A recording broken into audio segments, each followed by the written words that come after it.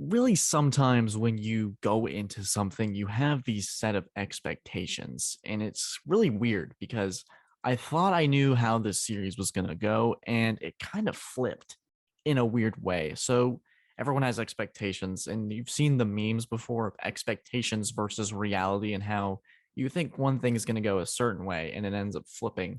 So, the script, how I thought, I predicted it, but in my mind, I don't know if I truly believed it. I thought game one was Golden State's to win. I didn't think the Celtics had any business. I thought I'd be bold and predict it on the show a couple days ago with the last episode we posted.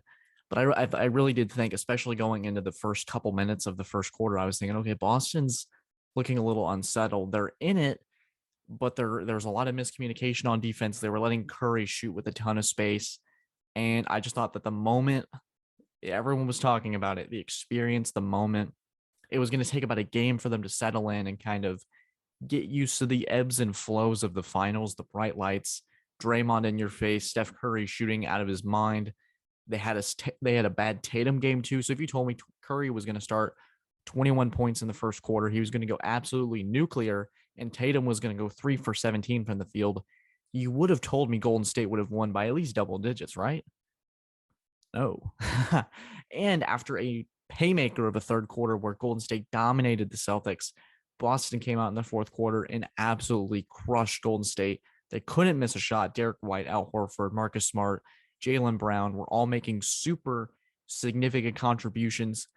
It was crazy. I couldn't believe it. I predicted the Celtics to win game one, but like I said just a couple seconds ago, I don't think my heart was fully in it. It might have been a little bit of a fan thing, going like, man, be great if we could steal one on the road. I did think that I was like, okay, if Boston's not going to survive this, in game two, they're going to come out with desperation. They haven't lost in the postseason yet, and neither has Golden State.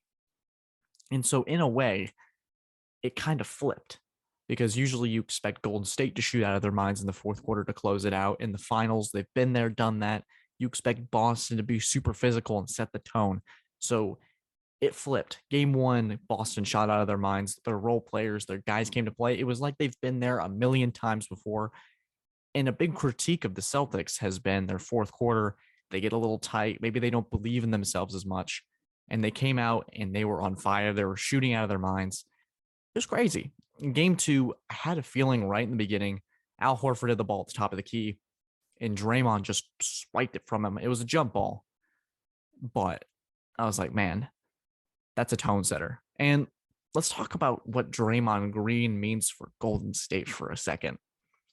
Now, while I don't necessarily agree, well, don't necessarily agree with everything that happened on the court. I thought there were a couple of missed calls here and there. I thought Draymond kind of got free liberty after that technical, but he did exactly what he should have done. If he has an understanding that the NBA refs aren't going to want to throw him out, he gets to kind of be Draymond. This is who he's been. This is who he is. I love what he does with his podcast. I think he's well spoken, and I think he's super intelligent on the court. Gets in people's faces. This is a young Boston Celtics team. Why wouldn't Draymond Green want to get in Jaylen Brown's head? After Jaylen Brown's pants apparently were trying to be pulled off, he went cold. Grant Williams, again, another no-show from him with Draymond Green all night, got tackled practically at one point on the court, getting in Al Horford's face, getting in Jason Tatum's face. Tatum had a nice game, but it still was those classic Celtics games where they turn it over and it's in the double digits. Golden State had 23 points off of turnovers. That ended up being the deciding factor for me mostly. Now, this is super important. They got what they came for. They got home court advantage now. The rest of the games, the majority of these games will be played in Boston. Games 3, 4. Why I went like this for my YouTube audience. I messed up my number count with my fingers. So but Boston has games 3, they have games 4, and they have game 6 at home. Whereas Golden State will now have 5 and 7. That is the format as which the NBA has chosen to do, but it was important. So part of me, I don't like to use this as a point for the show, but part of me was thinking, did Boston say, hey, we got what we came for? Let's just wrap it up. Let's take Tatum and them out. Let's make sure we can get our guys healthy. Robert Williams consistently limping all over the court. It kind of felt like he was out of the game. He's really been taken out. His impact has not been as significant as I thought it would be. And I think that's a credit to Golden State. being able to prevent, say, hey, we're not going to make Robert Williams beat us. We're not going to let Jason Tatum beat us. We're going to let these guys beat us. Draymond, in a way, was correct. He said, we'll be fine, pointing out Marcus Smart, Derek White, Al Horford shooting the way they did. I don't think that is the expectation moving forward. I think there's a medium, there's a balance to be found with that, but we'll see. Game 3 is going to be super important. Does Golden State take back that home court advantage, or does Boston take game 3 and 4 and kind of figure things out from there? For Boston, it's win your home games and you're an NBA champion. For Golden State, the pressure is still on them because they are going to have to win on the road. They're going to have to be able to be successful. The Garden, I imagine, will be nuts, and it's Boston, for crying out loud, especially with this new added headline with Draymond Green. There should be some really fun interactions. Hopefully everybody keeps it to a level. Well, there's a line in the sand. Let's not cross it, but excited. Will Draymond Green get ejected from this NBA Finals? I don't know. Where I stand on my prediction with the series, I still think Golden State's going to win in 7. They just feel like at certain points they're in control, and it feels kind of all over the place for Boston sometimes. And I think there's probably 1 or 2 more games where they're careless and sloppy with the basketball. So I still think Golden State's got this series. I think Boston, that's part of being a young team. It's kind of getting to this point and figuring out who you are, figuring out how and what it takes to get there. So I still have Golden State in 7. That has not changed.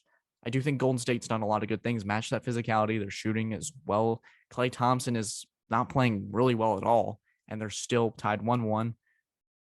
They're keeping them for rhythm, but we don't play till Wednesday. I'm recording this Monday night, so there's still 2 days left before we see an NBA Finals game again, which is weird. This new schedule has been kind of weird, but I think it's more or less for the TV deals and for injuries, so it is what it is.